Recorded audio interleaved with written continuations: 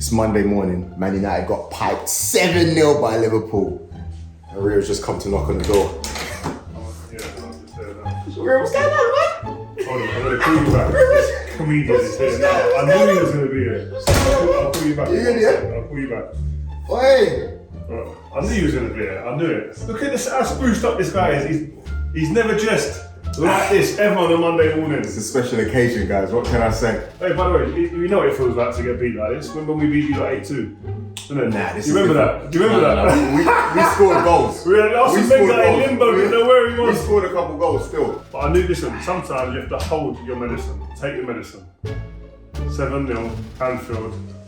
We got dealt with. You know what the line was when you sent the video? You said your phone ain't been ringing like that since you got married, bro. Oh, yesterday my phone was the hotline. It was the hotline. You know what? Come on, man. Let's just go and do this. Let's wait for Patrice to come in as well, because I got cameras ready for him as well. Patrice, yeah. He texted me yesterday. Said, "Listen, Rio, tell them not to be too harsh, please." It's okay. I can tell your energy. This guy's energy already, yeah. It's okay. It's gonna be a long show. We're gonna love this game. Trust me. Let's go. They can never do it like I. When you see man pull up and slide, man stepped in a room with legends, Rio and Steve, you know it's a vibe. Check the podcast, what you wanna know? Don't ask me, go and ask Joe. If you're talking Premier League, he's on the front line and I gotta go. It's a vibe with five, and you already know what it is. It's a vibe with five, and you already know what it is. Vibe with five, and you already know what it is. It's a vibe with five, and you already know this. This week's episode of Vibe with 5 is sponsored by Rio, Steve and Evra's Tears. Everybody loves a bit of 7-Up. Whoa.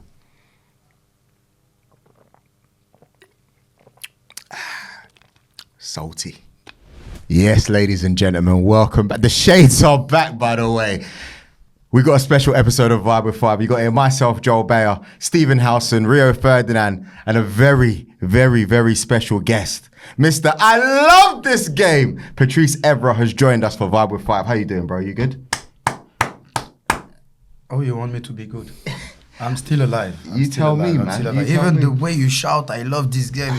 It's not the day today to shout like that. Patrice, let me tell you something. Online, everybody has been waiting for this episode. They thought it was just me, Steve, and Rio, but you've come as the cherry on top, the icing on the cake. I've even bought you some cake because there was no humble pie, but I've given you some cake as well. I really appreciate enjoy. You. I don't like when people give me presents. I'm bearing the gifts. Rio, I got you a 7-Up can as well. There you go. Sorry about that. But Joe, come on, keep your jokes. 7-Up. 7-Up for you. But how many league you like? 7-Up. Yeah, ask him, Pat. Yeah, how many league? But because you talk, okay, you know it's one game, it's 3 points. No drinks? Okay, Yeah. I'll take them back then. Thank you very much. Wow, Listen. he prepared. I'm know, sure he props, didn't props. sleep last night just to prepare all of this and with your stupid Thank you. He's so excited, everything's moving on the table right now. Do you know what? 7's bad, right? 7's really bad, isn't it? Conceding 7 goals is so bad. Like, if we conceded more than that, I wouldn't even consider us a big club ever again. Can you imagine if you conceded more than that? Steve. Arsenal conceded 8 against No, us. they didn't. No. Did they? Steve, we managed to score. You guys didn't even manage to score. Joel, you conceded 8. You conceded 6 in one half. That's past the pad twice, +1. That don't happen normally, bro. Do you know how mad that is? He's even reciting lyrics. He's been up all night. Do you know how mad that is? 7. But Right. why you have to keep It's not repeating 8, is it? 7? Because it was 7-0. Like, if it was like, you guys lost 6-1, we're going to Don't get into try that and later on. make but it better. You 7. conceded 8 7. with Robin van Persie. I can't believe that, man. We were poor, man. Simple as that. You can't dress it But up. don't tell me he's an Arsenal fan, this guy. And he's talking like this. Yeah. Like, We're not- you used to be my baby. We're not here for my baby comments. What did I put in the group chat the other day? Why? I Let said, him speak, bruv. Let him speak. See? No, let me speak. You know that the story about Robin van Persie when he signed for us. First time he shook my hands, I said, "Welcome to a man club," and he tell me to f off. Then after that, he apologized after 1 month. But you can't like laughing at us like, okay, 7, I promise you, is like bad. I'll be honest with you. Yesterday, I speak with Rio. I sent a message. I say, Rio, I'm actually like hurt. I'm really hurt. Like the way you're making joke, actually, it doesn't make me laugh. I'm hurt. No, you can do that. You can do that because we hurt you for so many years, and now Slap maybe, yeah, like exactly slap, but like slap every day. Come on. Do you know it's bad? And his team Patrice? didn't even beat us 7. It's not even his team. He's celebrating someone else. But I know, but that's Arsenal fan. They are loser babies. That's what they do. They celebrate when other team because we hurt them so much. Last week, it's always too high, always too low. Yeah, no balance. It doesn't matter. Never There's in the 12 games left. We're 5 points clear, and we've got the spirit. We're going to talk about Arsenal soon, Okay, right? And then you can give us the props because I know you guys. I know you like what we're doing, you know. But let's get to the game. Look, let me be honest, right? Before we kick it off properly, anyone can lose. Maybe not 7, but it's happened. 7-0. First half, United were competing, I think it's fair to say. Second half, it capitulated. Now, we can talk about all the goals, but we're not really here for that. People don't care. For me, it was the attitude and the way you lost. I'm not saying it's down to one player, but I have to bring this up. Bruno Fernandes. Giving up, throwing hands in the air. When you play for big clubs, whether it be Arsenal, Liverpool, and big clubs. Arsenal, Liverpool, Chelsea. He said a big club, didn't he? And then he said Arsenal. Arsenal, Liverpool, Chelsea, whatever. You're wearing the badge, man. Did you see Robbie last week putting Arsenal as the 4th biggest team in the world? World. For Premier Guys, League, it'd be I don't even know if they're top 3 in London. I'm having a moment here. Brentford, Chelsea. I've never seen Man United players Arsenal ever women. in your era, any Well done on winning era, the cup last give up. Patrice, what did you think? No, I will answer, like, honestly, it was embarrassing. And I don't want to, like, pick just Bruno, but I love Bruno as a player. But his body language, like, this is not the first game. It's like that. And I see sometimes arguing with player, and he had these things, and he need to get rid of that. Like, I remember Paul Pogba used to have this also at Juventus, and Allegri, like, bench him because of that. Really? Because of that, like, just like when you don't pass the ball. And sometimes it's an habit. Sometimes it's not like even like Bruno is a bad person or whatever. It's just an habit, and I feel like no manager, like, teach him, like, you can't do that. Like Rio can tell you. I remember when Nani wasn't crossing the ball to Wayne. You remember Wayne, the way he was shouting on Nani and thing. And that's when after the fans start even hating a little bit Nani. So me, when I see this body language as a manager, those players won't play in my team. No matter if they are good, because this is like disrespectful. And like you say, they give up. And I don't want to be harsh on them because I was in shock what's happening yesterday with the result, because I was expecting United to win comfortably, but I wasn't surprised. Why? Because I keep saying to people, this United team, we back in the right direction, but it's going to be a roller coaster. Like you see the way we start at about 4-0, this like against City, like we watched City play. Then after we beat City, the game at home, but it's like, and you see this team is not like a strong United team, because you recognize a strong United when you are losing. When we lost the 6-1 against City, first of all, we had a red card after 10 minutes. The evening before, I lost my brother. So Ferguson didn't want me to play this game. I said, boss, I need to play because if I don't play, it's going to bring my brother. So we have excuse, and I don't want to say excuse. They beat us. But if you remember, Ferguson was mad at us. You know why? Because we were like, keep attacking, keep playing the United way. So he come to me, he say, you were the captain that game. Why you didn't stay back? Why you didn't? He didn't want to concede more goal. But I say, boss, this is the United way. I think I will feel more like ashamed of myself if you were like just like sitting in the back. Scholesy said it in the game. So I remember Scholesy turned around to me and said, was it Scholesy? Someone said it to me and said, no more. Let's not concede anymore. And I was still thinking, let's just, because that's just what we are. You've got to keep going forward, but really damage limitations. But it's difficult, man. When you look at the team, and going back to Bruno, and it's not about one player, but obviously his name's the one that's been called out a lot. I spoke to him last week. I done an interview with him and spoke to him about he's waving his arms. He's aware of it, and he said it's because of he's frustrated. He gets frustrated with things, and he wants players to do better. wants to, whether it's encouraging or berating the players, it's a way of him saying, come on, we can do more and do better. But it's just, like you say, the way it transmits to teammates or to fans, sometimes it doesn't look great. We have more leadership in the group, more people that are not afraid to tell the things when they have to be told. Because sometimes it can be seen in a wrong way, but sometimes you need to shout at your teammates, you need to talk a little bit, rush with them, because it's the way football is, and you sometimes to push for them to be at their best version, you need to do that. Talking of leadership, like you're wearing the armband at the moment at the club.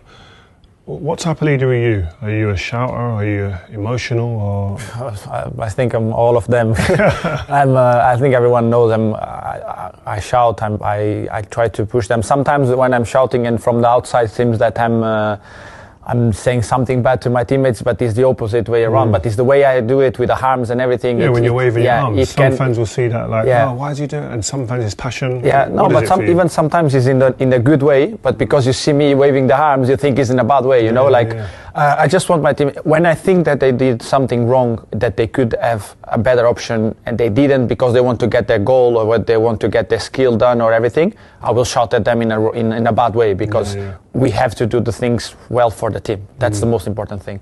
And at the same time, if I see that someone is low of confidence and everything, and we miss a pass, miss a shot, miss a chance, I will shout at them, but in an encouragement way. You know, like to come on, just carry on. We need you. We know you get that. You will get that goal. You will get the assist. You will get your momentum to go 1v1 and pass through people.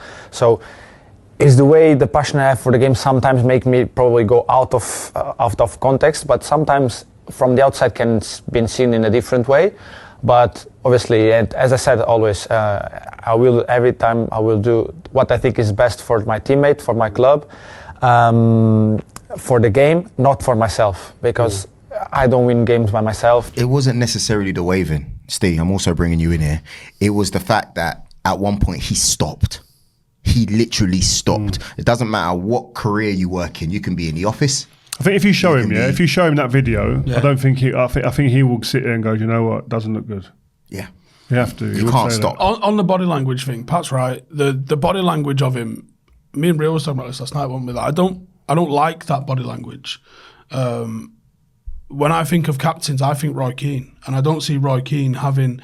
There's that weird head tilt that he does when things don't go his way, and they're throwing his arms in the air, and you just think we can all get angry, and we can all get frustrated, but to be a leader at Manchester United, you got to channel that into being, find a way to be positive, find a way to encourage, rather than like encourage versus whine is a totally different sort of mindset, I think. And you can be angry and frustrated as well, by the way. No one's above being told off. No one's above anything. Yeah, but look, Pat, when we played, how many arguments was there on the pitch? In training. We always and then in the games. But it wasn't, the fans wouldn't go... Yeah. The fans wouldn't be able to pick up on any negative energy. Yeah. It was really just, I want you to do better for us. Like Rio say, I remember me playing with Gixie. You know, many times, Joe, we argue, me and Gixie, just because I was doing those throwing and the ball bar. Really? It was like, I was the same. Then after the game, we were like, I'm sorry. It's because you were intense.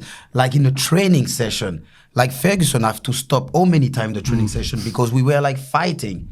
So what I see about those kind of, body language, because I had the same, and French people, we had that, and we like to say, oh, putain, Putain. But an Italian coach called Sandro Salvioni, when I was 18, he teach me, he say, even if I just see you doing this, you won't play anymore. So that's why I say in Nice. You need to have a manager to teach you that, because I will keep doing what Bruno is doing or what Paul Pogba was doing back in the day. So it's difficult to do, but it's an habit, and I feel like nobody, but like Rio say, if you show him the stopping, giving up, this is not United. You remember Anfield when Nani get tackled by Jamie Carragher.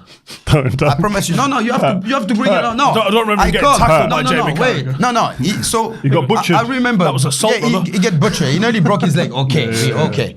But I remember we start fighting with the Liverpool player and Steven Gerrard. Then Scorsese came and he saw Nani crying at Anfield. He said, fuck that. He said, let's go. Nani's going to be in the group. But I'm being real. This is a true story. Yeah, it's true. This is a true story. After that, Ferguson gave him like 2 weeks off. Because he said he need to recover for that because we were waiting for him. You remember, Rio? Because in that team, we didn't care. We were ready to kill him. And because, someone crying at Anfield, and even Ferguson, you remember when I said, I hope your legs is broke. I really hope your legs is broke. Like the Ferguson wanted like Nani.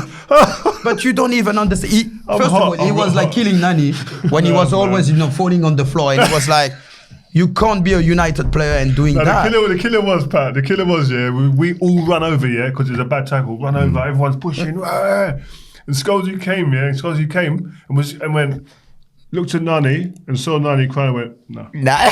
And then walked off. Just walked off. Joe, he can't defend that. He said he can't defend that. No, you can't defend that. Are you serious? Yeah. So the competition was rife. Like the whole... It's like what Pat's saying is like, at Anfield... Yeah. You can't show any form of weakness. But that's what happened yesterday. Yeah, they didn't understand where they were. This place, just to explain to you, Anfield, going to Anfield, until you go there and play as a Man United player, you will never know what it is. It's a cauldron. It's fire. I swear, what Rio says is correct. You remember Ferguson used to rest player, not because they were tired physically, just to make the sure. week before, to make sure mentally you're ready to play at Anfield. Anfield, like I say, winning at Anfield is the best feeling in the world. Losing at Anfield is the worst. You remember the boss, sometimes when we lose at Anfield, he didn't speak for us for 2 weeks. Didn't speak to you. You know your dad. You know your dad when you're a kid, If your dad shouts at you, you know where he is. Yeah. If your dad don't shout at you, you know it's the worst thing. He didn't talk to you for 2 days sometimes. That's mad. Is there something in...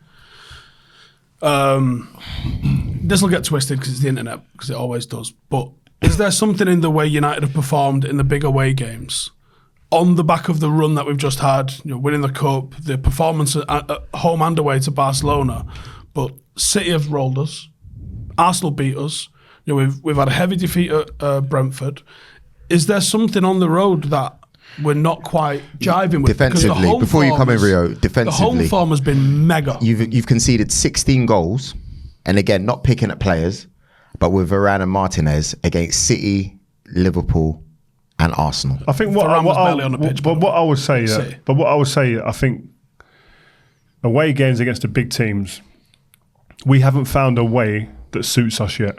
Obviously, because the results tell you that. At home, Man United right now look like you go there, you're expecting Man United to win against anybody. But Barcelona last week, top of La Liga. Do you know what I mean? We were expecting City, to win. Liverpool, City, Arsenal. all them games you've won at home. But away from home, you have to find a way. In Europe, under Sir Alex Ferguson, who'd been there years, built a new team around the time myself and Pat came. We had to then find a way. They used to play 4-4-2 every week. Canchelsis, Giggs, etc. wide. Beck's, Giggsy wide. All the time.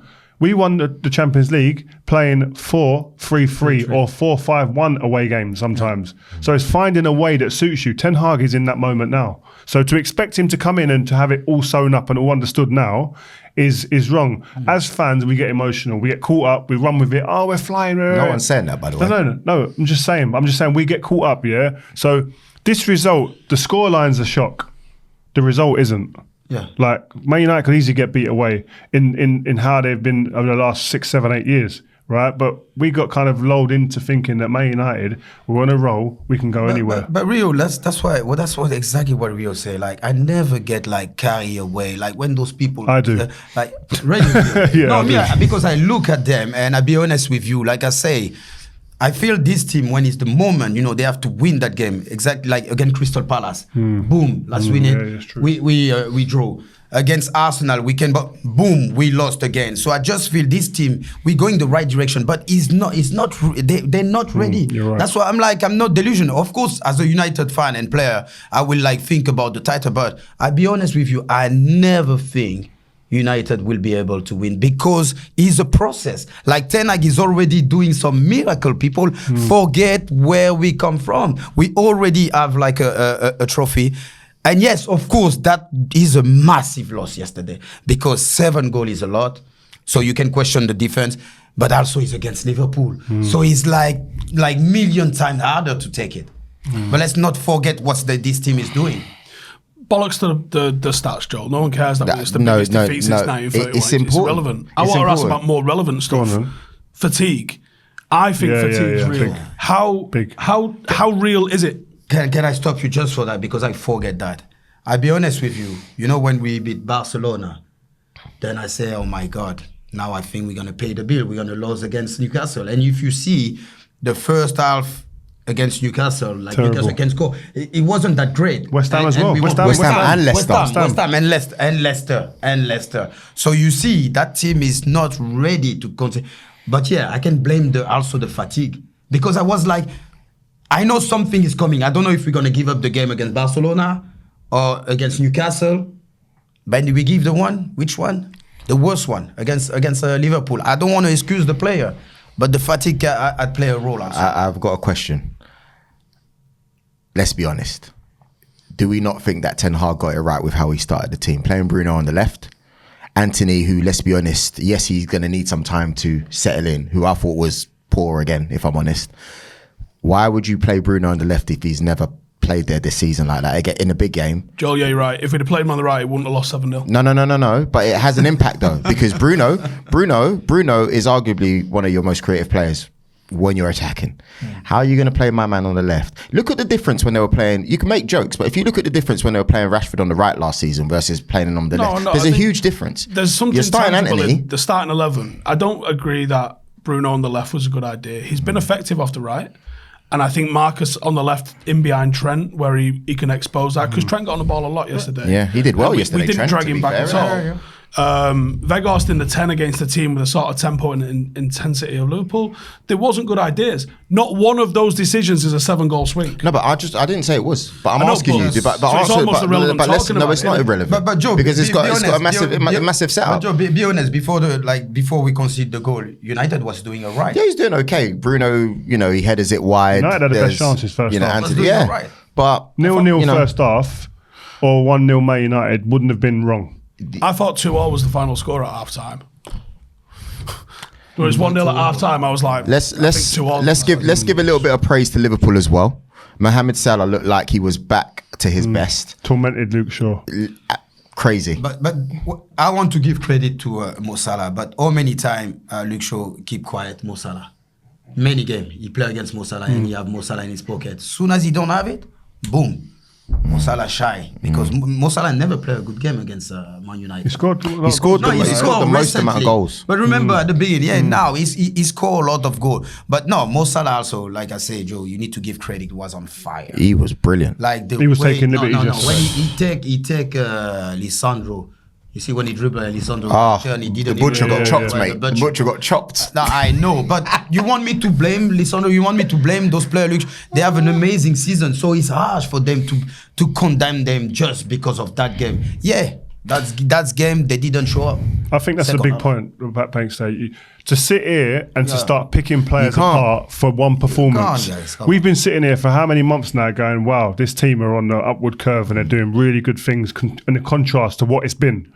And they've got one performance and we're going to sit here and put them in the floor. I don't think it's right. I think I that... believe they will bounce back, really. That's exactly where I was going to come. Okay. When we played in our team, if you lost, you're thinking about Wednesday or Tuesday, we do not lose that game. That was the chat. Now, I'm only going to start panicking if we get beat Wednesday. I think it's Thursday, sorry. Yeah. Right? Is it Or Betis, Southampton. Or Southampton, Betis, yeah, at the Southampton. weekend. But That will wait. tell me where this team is mentally. Can I give you a start? Like in 9 years I played for United. For 7 years, I remember I never lose like 2 games in the row. Or you draw, but never lose. To tell you the level he was. 7 years, never lost. And you can go and check the stats. Mentality, mindset. That's what's the mindset. Like Rio said, you lose that game, and especially against Liverpool. The next one, you die on the pitch. You can't lose. Like you can't be weak. Like Meta, you play for Man United. How many times in the change room before the game? Not 2. We're not losing 2. Come on. Like it used to be. It's That's a what's the thing. level. It's a thing. But this is what I'm saying, guys. Credit to the Liverpool players. Gakpo. It looked like he had arrived yesterday. Yeah, You that's know, his moment. Every he player looked when they sign for a team needs a moment. And you need that moment to come where you go, oh, Modric said it the other day, his goal against Man United, Old Trafford for Real Madrid was his moment where the Man United, Real Madrid fans go, he's one of us. Yeah. He's one of us. And I think Gakpo had his moment yesterday. Nunez as well, who we've been talking about, saying all season he's dangerous. All he needs is for it to click.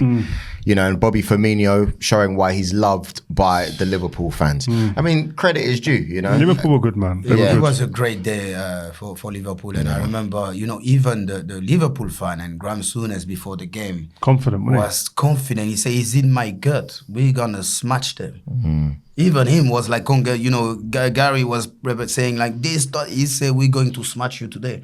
So he must have like something, an energy, the atmosphere. It's Anfield though, man. Anfield does something. I always say, you can't coach anybody to be prepared for certain atmospheres. They've only lost one there as well. Anfield's one of those places where you can't in a training ground go, oh, this is what you're going to get. This is what you're going to see. Until you get there and feel it. I said it in my post-match reaction yesterday. If you ain't seen it, go and look on it.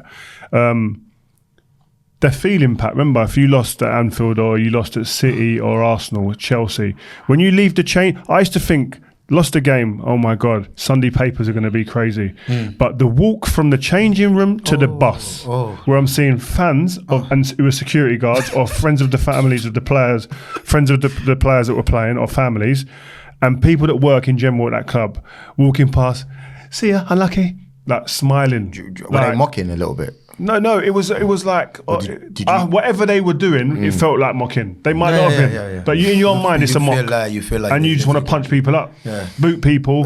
But it's hard, man. It's you know, back in that the day, pain. Remember it exactly, Rio. And you know, I had a philosophy when we started the season back in the day. And I'm sorry, it's not like I wanna. When we were winning against Arsenal, we were winning against our babies.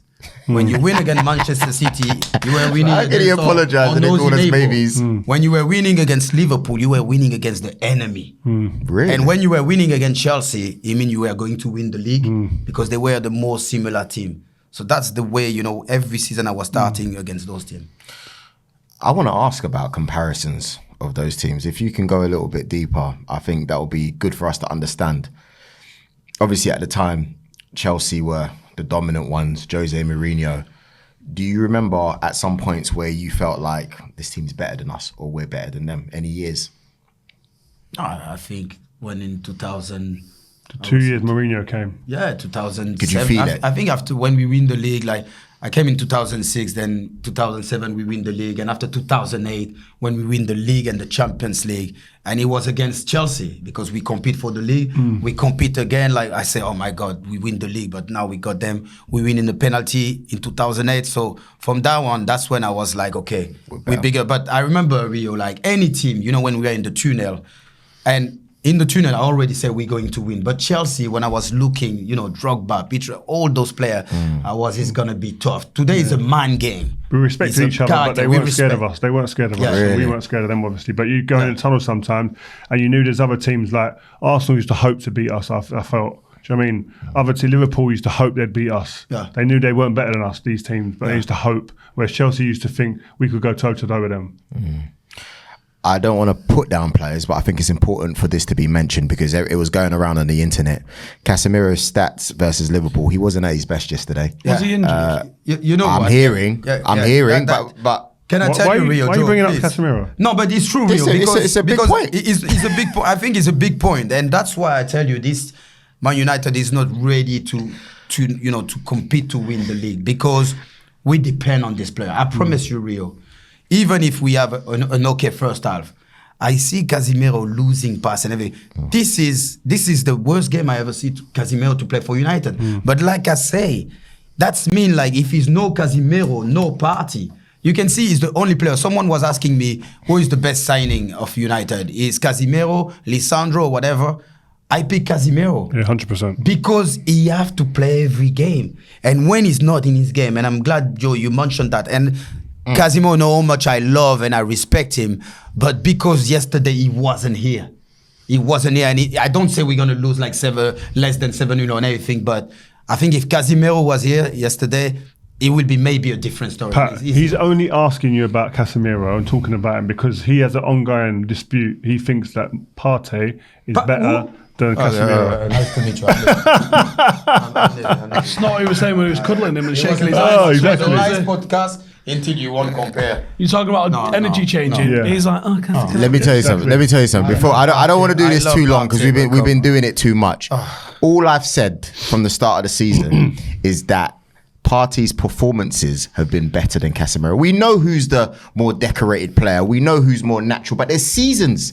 There's seasons where even someone who was played in your position was better than you. You're saying this with his chest, Didn't mean that they were better than you completely, but form sometimes is a different thing. And sometimes people have good seasons. I agree with you. This is a yellow top. I think what have you been watching Partey recently? Of course, I've been watching Partey, and even like I want also to have a shout out to Saka because I remember he used to be boo at the stadium, and even I told that story when I was watching. Henry called me and said, "Patrice, come on, we're gonna watch the game." I said, "Thierry, I can't watch Arsenal." So by respect for him, and I remember he turned on the TV and he sees Saka with the armband Chaka, come out. He turned off the TV. I said, "Why are you doing this here?" He said, "I can't see Saka like captaining that team." No, it's a true story, but that's why I know Arsenal, and you need to give credit to those players because that's when they show they got character, balls. You can say here, balls. And the season, I know we're talking a lot about Partey, but I want to also say big to Saka. Like I can mention many players. I can mention a good player, but I'm just talking about the midfield. Those players, like during the past, being boo, like throwing the Arsenal shirt on the floor. Remember all of that? It was almost like when Bruno gave up the other day. It was just sad. It was just sad. But because I know where you're going with this, Pat. I know where you're going, and it's not happening today. Okay. Yeah. But no, let's stick to Partey. I think, Joe, you're right. He had an amazing season. You remember when he did that volley? I think it was against Tottenham. Yeah. I feel like even my TV screen fall on the wall. But like all my house was vibrating. But no, he having a great season. But to compare him to Casemiro, you see the impact because Partey is in one team where they're playing better football than Man United. It's not like they're struggling or whatever. But Casemiro, man. Yeah, the job he's doing. I'm not talking about his 5 Champions League, something, Partey will never win. Impact. But the impact is about the impact, bro. But you guys are going on as if... Let's just move it on, man. Yeah, you know what? Let's just move it on. Save face for you. I met Casemiro on Monday. Yeah, your energy was nowhere near what I've seen. No, we had a discussion. Different energy. I appreciate his greatness. He appreciated mine, and we moved on. That was it, I want to bring it on to Arsenal, though, because I feel like we deserve some good chat. You do. Patrice. Yeah. Howson, did you watch the Arsenal game? I was watching the alerts come in. Well... Okay, I really wanted to give you the floor, a little bit.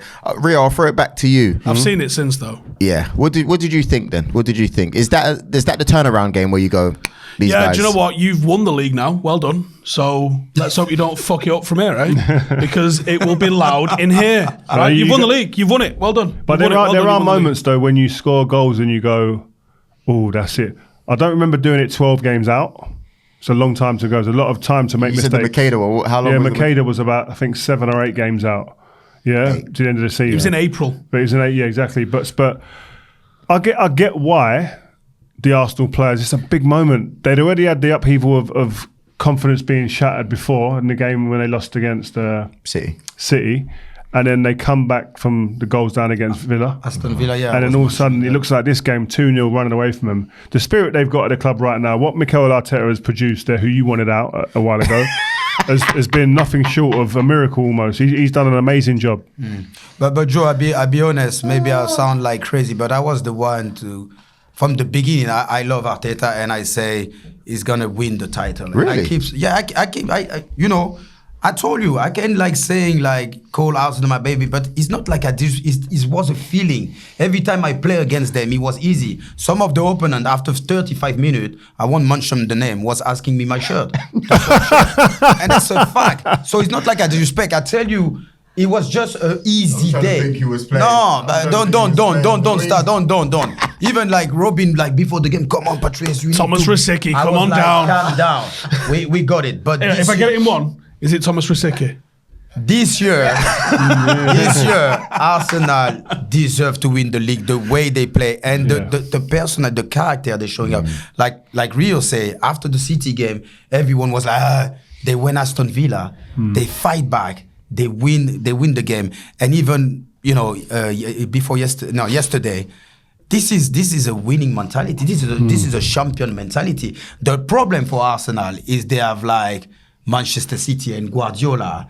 I think this is his main. It will be his biggest achievement if he win this year. I think Guardiola don't care about other Premier League he won. I think he want to win that one. I don't think so. I disagree with you, Patrice. I think he wants the Champions League more than anything. And from a fan's perspective, I think when they start getting to the quarters, the semis of the Champions League, I think there's a chance he's going to take his eye off the ball. Joe, I agree with you, but this year, the way they play, if he win the league, for me, it's like City, they win the Champions League because they will never win the Champions League. It's a great achievement. No, it's a great achievement. But when against a team like Arsenal I promise you, if Arsenal don't win the league, I hope they will just like maybe go to play in France or in Italy. They need to change league because they will never win it again. I think this is the massive change. That's why the fans are scared even to say, we're going to win the league. Me, I believe. Yeah, I think we'll win it, but if we don't win if you don't win it this year, no, I do. I've ordered many people are waiting. Premier League trophy, by the way, that's coming mid-March. I love that. I'm going to put it right here. But Joe,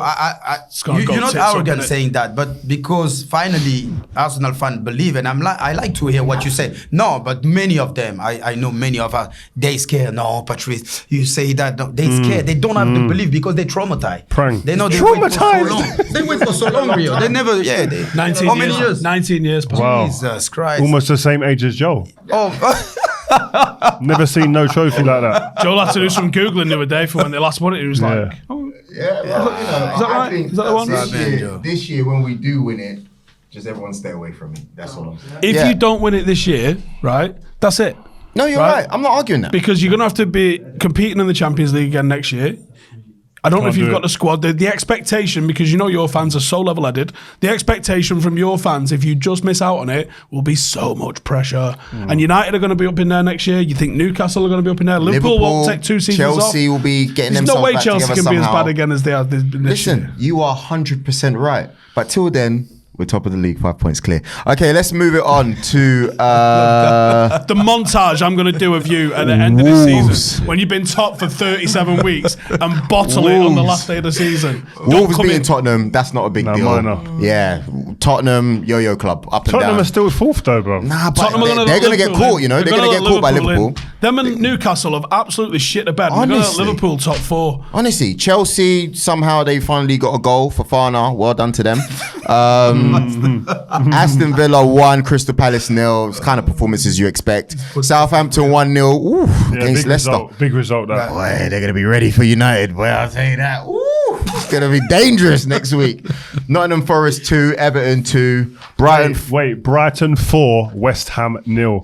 Moyes has got By the way, now. De Zerbi, the Brighton manager, I see Wolves the other day and Adam Lallana, and the way they spoke about this guy, I've never seen him speak about a manager like it. I've not seen a player speak. And the last time I saw a player speak about a manager like this was when Mourinho was here. So you Chelsea mean boys. Chelsea by the wrong manager? Yeah, they You could. I don't know. They might have to. I don't know what's going to happen there. But this De Zerbi, they're saying like he is the one. Like the detail that he puts in, the players going on the pitch know exactly what they got to do. Can change stuff up, making players feel $1 million. Wow. Do you know why that's important as well? Because those two players have played under some really good managers, so they know a thing or two about detail. But what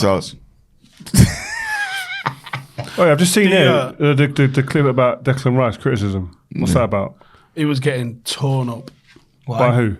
By Brighton. By Roy Keane. No, he was getting torn up by Brighton. He was. But the whole team got beat up. Exactly. They did, but like you want your defensive midfielder to hold some, bit of a spot in front of him, and he was getting dragged out of position. He was coming in right behind him. Yeah, but so that means you got a right to destroy him when the team's been beat 4-0. It's his fault. Exactly. No, I think Roy Keane's got. I don't know if it's about him choosing England over Ireland or something, but he's definitely got a bee in his bonnet about him. It's like the last 3 games. He says here, it says about Roy Keane. I didn't actually see these comments after West Ham's FA Cup exit. I don't think he's been that great this season. He's not really kicked on.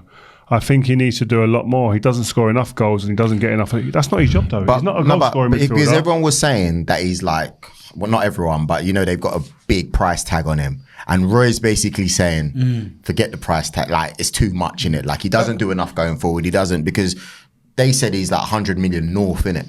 And I don't think Roy agrees with that, basically. I play with Declan, when I was on my short time in West Ham, and what I love about this kid, first of all, he's really humble. He wants to learn.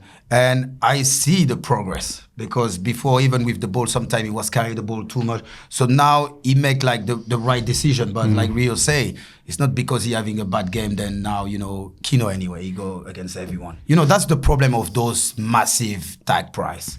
Because after people judge you, if we bought Maguire for 20 million, no one would care right now. People won't be on his case. And that's the problem. Declan Rice, now we say he's a good, oh my God, he's the future. Soon as he's going to hit the 100 million, people like Kino or whatever, many fans, they're going to kill him. Do you think he could go and play at a Man United, a Chelsea, Arsenal, a Liverpool, City? Yeah, he can if he have the right manager and also the right player around him. He's not like a leader right now. He's not. I think he's not ready. Like the way the people and the media talk about, I play with him. He's not ready, but he's going to the right direction. So your answer is no, basically, because because you're saying yes, but this and that, and it sounds a bit like the Pogba situation. You're either good enough or you're not. And I want him at Arsenal. I really do. I think he's good enough to play, by the way. But of course, Arsenal is not a big club right now. No, come on. We're about to win the league. Yes. Leicester won the league. Let's see. Yeah, that's a blip season. I'm joking. Yeah, but I think more of a blip than you've had the last 15 years.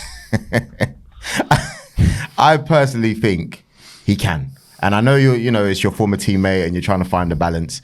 He can or he can't. I think Declan Rice goes to a bigger club than West Ham and becomes an even better player. Yeah, and goes on again. I think he will. Because I think his attitude, his but you're saying he needs this. I said yes. But of course, if you go to a big club, you're gonna have a bigger manager. You're gonna have like a quality player surrounding yourself, and you're gonna get better.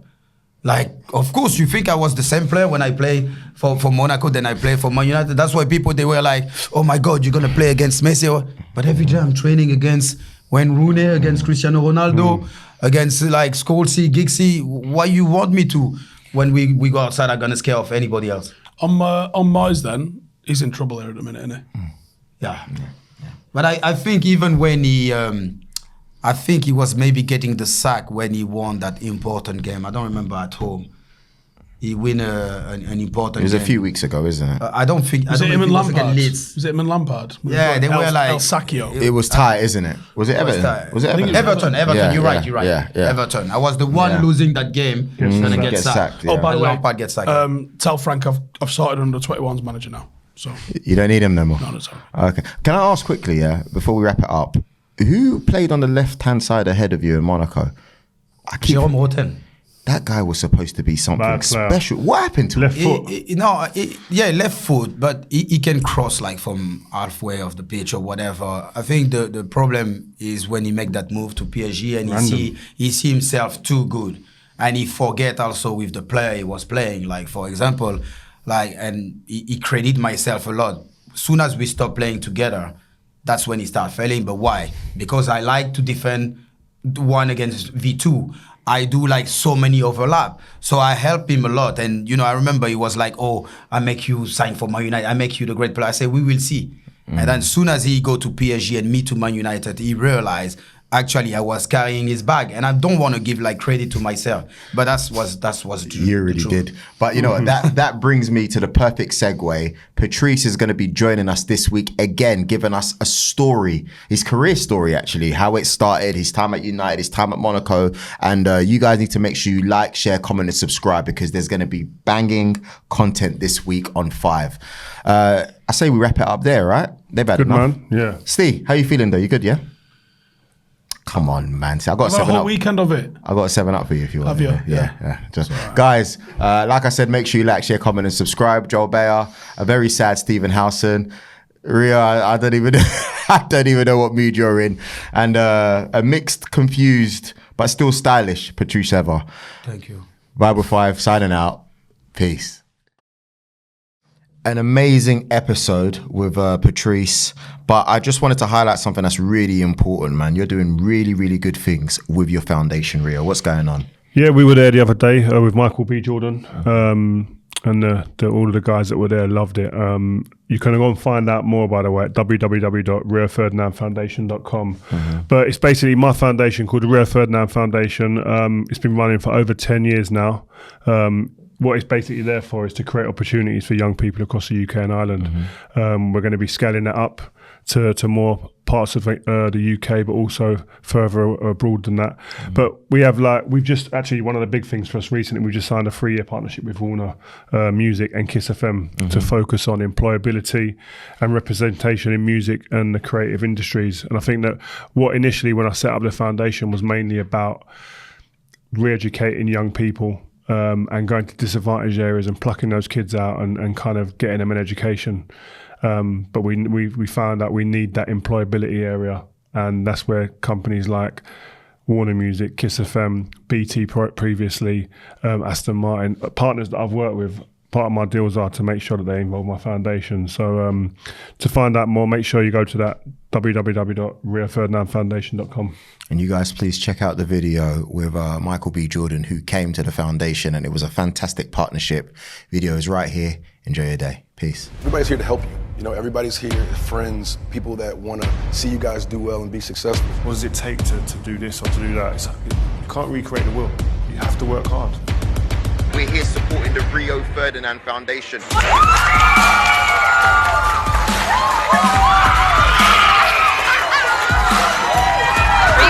described the Creed 3 film, Never Give Up. We're here with the Rio Ferdinand Foundation, with Warner Brothers and with Kiss, who have kindly got involved and helped us in terms of creating opportunities for young people. Today we've got people that have actually come through the foundation and doing positive stuff. They're in lines of work now, who are going to inspire this next generation.